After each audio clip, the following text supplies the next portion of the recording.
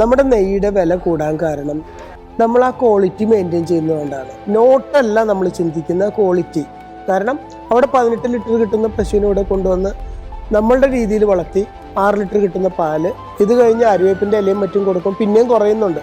പക്ഷെ ആ ക്വാളിറ്റി ഉള്ള പാലിന് വേണ്ടി, ആ ക്വാളിറ്റി ഉള്ള നെയ്ക്ക് വേണ്ടിയാണ് നമ്മൾ ഈ പ്രയത്നിക്കുന്നത്.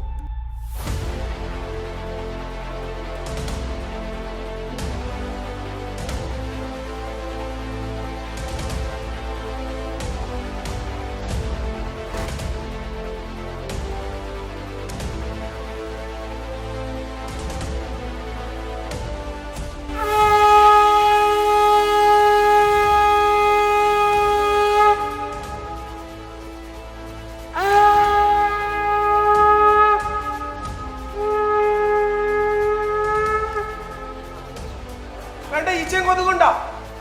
മാറാമ്പൽ അടിക്കണില്ല, ഈച്ചയും കൊതുകൊക്കെ എട്ടുകാലി തിന്നുന്നുണ്ട്. അതുകൊണ്ടാണ് മാറാമ്പൽ അടിക്കാത്ത ഇവിടെ കേട്ടാ.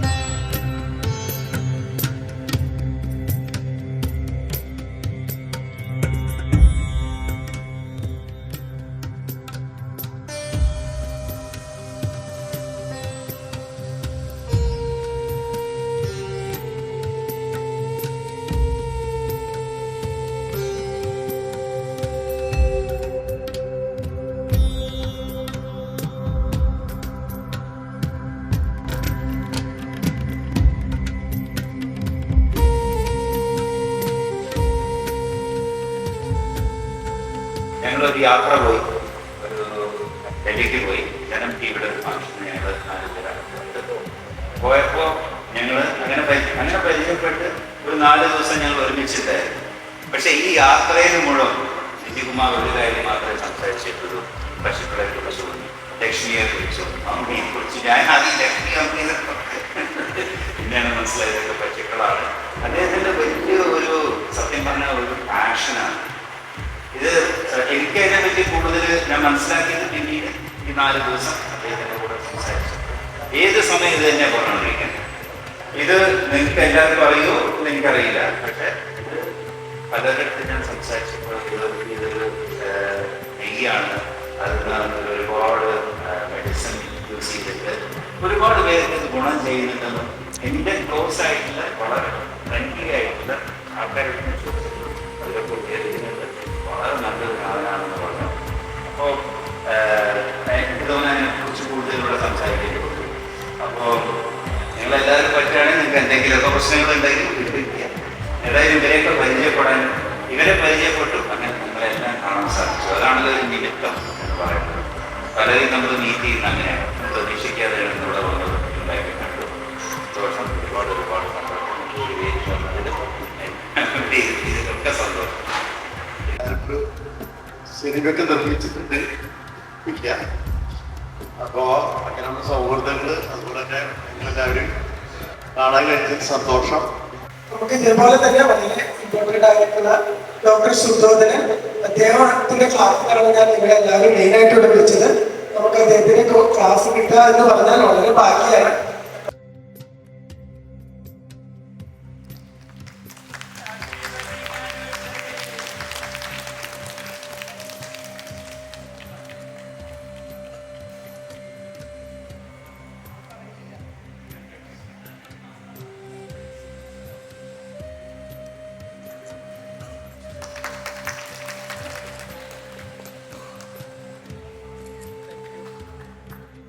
ഡോക്ടർ ശുദ്ധോദരൻ വെറ്ററിനറി ഡോക്ടറാണ്.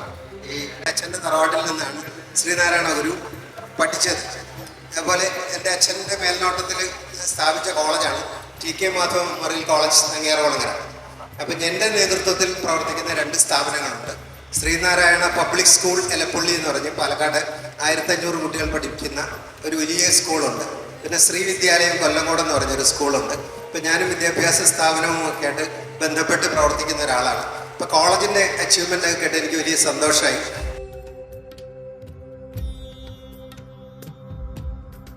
പശുവിന്റെ ചാണകം കൊണ്ട് മാത്രം ഉണ്ടാക്കിയിട്ടുള്ള ഗണപതി വിഗ്രഹമാണ്. സാധാരണ നമ്മുടെ വീട്ടിലൊക്കെ ഉപയോഗിക്കാനായിട്ട് സാധാരണ പ്ലാസ്റ്റർ പാരീസ് അതേപോലെയുള്ള മെറ്റീരിയലാണ് ഉപയോഗിക്കുക. ഇത് ഉപയോഗിച്ച് കഴിഞ്ഞാൽ നമുക്ക് വൃത്തിക്ക് ദോഷമൊന്നും ഇല്ലാത്ത രീതിയിൽ നമുക്കത് വീട്ടിൽ വെക്കാനൊക്കെ പറ്റും. പിന്നെ ഈ ചാണകം കൊണ്ട് ഉണ്ടാക്കുന്ന വിഗ്രഹത്തിൽ ദൈവം ഉണ്ടാകും 100%. ഇത് ഞാൻ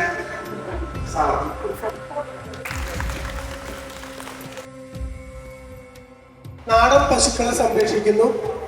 അതേപോലെ പഴയ വിത്ത് സംരക്ഷിച്ച് ആ നാടൻ പശുവിൻ്റെ പാലിൽ പഴയ വിത്തിൽ മാത്രമേ ഇമ്മ്യൂണിറ്റി ഉള്ളൂ. ഇപ്പം കുട്ടികൾക്ക് ദേഷ്യം, ഒരു പേപ്പർ ഫുൾ വായിക്കാൻ പറ്റായ്മ, അങ്ങനെ പല പല അസുഖങ്ങളുണ്ട്. അപ്പോൾ അതില്ലാതിരിക്കാൻ ഞാൻ മനസ്സിലാക്കിയത് വൈറ്റ് റെവല്യൂഷനും ഗ്രീൻ റെവല്യൂഷനും മുമ്പുള്ള ഫുഡ് ശീലാക്കുക.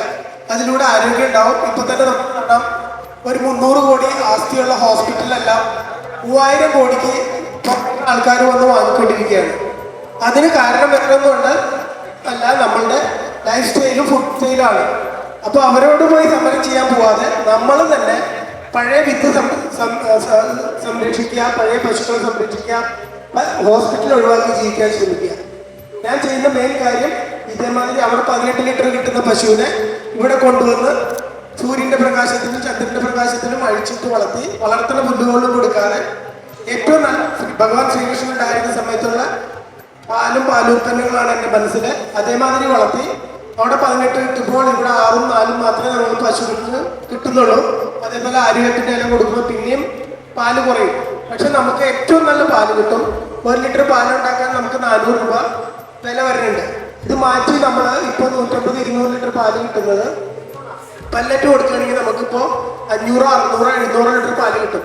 അതല്ല നമ്മൾ നോക്കുന്ന പാല് കുറഞ്ഞ ഏറ്റവും ഗുണമുള്ള പാലുണ്ടാക്കുക. ആ പാല് കൊണ്ടുവന്ന് തിളപ്പിച്ച് ഉറവിച്ച് വെച്ചിട്ട് അത് വെണ്ണ കടകോല് കൊണ്ട് കടഞ്ഞെടുത്ത് വെണ്ണ ഉണ്ടാക്കി. സാധാരണ എല്ലാവരും വെണ്ണ ഉണ്ടാക്കുമ്പോൾ വെണ്ണ ഉരുക്കുമ്പോൾ 100 ലിറ്റർ വെണ്ണ ഉരുക്കി കഴിഞ്ഞാൽ അവർ 90 ലിറ്റർ നെയ്യ് വിൽക്കും. പക്ഷെ നമ്മൾക്ക് അങ്ങനെയല്ല, ഇളം ചൂടിൽ നമ്മളത് കടകോലുകൊണ്ട് കടഞ്ഞെടുത്ത് 45 ലിറ്ററേ നമുക്ക് കിട്ടുള്ളൂ. ഇത് നമ്മൾ പഴകാൻ വെക്കും. എനിക്ക് തോന്നുന്നു എല്ലാവരും പഴയ നെയ്യിനെ കുറിച്ച് കേട്ടിട്ടുണ്ടാവുമെന്ന് അറിയാം. പക്ഷെ അതിലും കൂടുതൽ പഴയ വൈനെ കുറിച്ചാണ് നമ്മൾ കേട്ടിരിക്കുന്നത്, പഠിച്ചിരിക്കുന്നത്. അതൊക്കെ തന്നെയാണ് ഇത്ര അധികം ഹോസ്പിറ്റലിൽ കൂടാൻ കാരണം. അപ്പോൾ ഈ 45 ലിറ്റർ കിട്ടിയ ഇളം ചൂടിലോ മോയ്സ്ചറില്ലാണ്ട് മാറ്റിയ ഈ നെയ്യ് നമ്മൾ 10 വർഷം പഴകാൻ വെച്ചിട്ട് അതിൽ നമ്മൾ അശ്വഗന്ധ, ബ്രഹ്മി, ശതാവരി, മുക്കുറ്റി അങ്ങനെയുള്ള യൗവന നിലനിർത്താനുള്ള സംഭവങ്ങളൊക്കെയാണത്. അത് 2000 ലിറ്ററോളം കഷായം വെച്ച് വറ്റിച്ച് 100 ലിറ്റർ ആക്കി. ആ 100 ലിറ്റർ നമ്മൾ 300 ലിറ്റർ പാൽ കഷായത്തിൽ വറ്റിച്ച് 100 ലിറ്റർ ആക്കി 10 വർഷം പഴകിയ നെയ്യ് ഒഴിച്ച് 40 കിലോ നെയ്യ് അതിലൊഴിക്കുമ്പോൾ നമ്മൾ ഇറക്കി വെക്കാൻ നേരത്തെ 7ാമത്തെ ദിവസം നമുക്ക് ആകെ കിട്ടുന്നത് 42 ലിറ്ററേ ഉള്ളൂ. അതാണ് അതിൻ്റെ ശരിയായ വിധി. അല്ലെങ്കിൽ ഇതിലൊക്കെ തന്നെ അശ്വഗന്ധയിലും ബ്രഹ്മിയിലൊക്കെ തന്നെ ടോക്സിൻ ഉണ്ട്. കട്ടുണ്ടാവും എന്ന് പറയുന്നത്. ആ കട്ട് പോകാൻ വേണ്ടിയാണ് നമ്മൾ ഉണ്ടാക്കുന്നത്. നമ്മൾ സംഭവം ഉണ്ടാക്കിയിട്ട് എക്സ്പോർട്ട് ചെയ്യുന്നു. അതാണ് നമ്മളിവിടെ ചെയ്യുന്നത്. Thank you.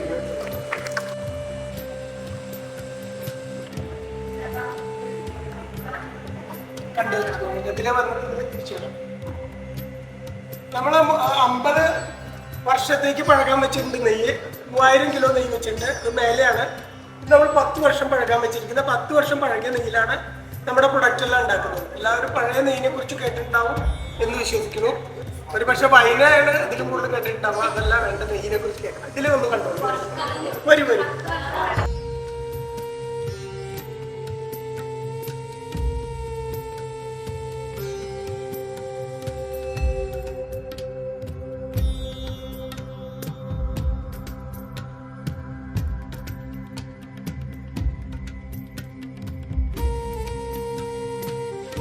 ആ ക്വാളിറ്റിയുള്ള നെയ്ക്ക് വേണ്ടിയാണ് നമ്മൾ ഈ പ്രയത്നിക്കുന്നത്. ഇത് കഴിഞ്ഞ് നമ്മൾ 100 കിലോ വെണ്ണ ഉരുക്കുകയാണെങ്കിൽ നമുക്ക് മറ്റുള്ള സ്ഥലത്ത് 90 കിലോ നെയ്യ് വെക്കുമ്പോൾ നമ്മൾ പതുക്കെ ചൂടിൽ 8 മണിക്കൂറോളം ക്ലാരിഫൈ ചെയ്ത് നമുക്ക് 45 കിലോ കിട്ടുള്ളൂ. അതിനി പൈസ മോഹിച്ചാണെന്നുണ്ടെങ്കിൽ നമുക്ക് 90 തന്നെയൊക്കെ തിരിച്ചു പോവാം. പക്ഷെ അതിലൊരു ക്വാളിറ്റി ഇല്ല. ആ നെയ്യ് പഴകാൻ വെച്ച് കഴിഞ്ഞാൽ കാറിപ്പോവാതിരിക്കാനാണ് നമ്മൾ ഈ 45 കിലോ വരെ കുറച്ച് കൊണ്ടുവരുന്നത്. സാധാരണ നെയ്യല്ല നമ്മുടെ നെയ്യ്. ശരിക്കും ഔഷധങ്ങൾക്കും കുഞ്ഞുമക്കൾക്ക് കഴിച്ചാൽ ഉപകാരം ഉണ്ടാവുന്ന ഒരു നെയ്യാണ് നമ്മൾ ഉണ്ടാക്കാൻ ശ്രമിച്ചുകൊണ്ടിരിക്കുന്നത്. അതിലൊരു കോംപ്രമൈസും ഇല്ല.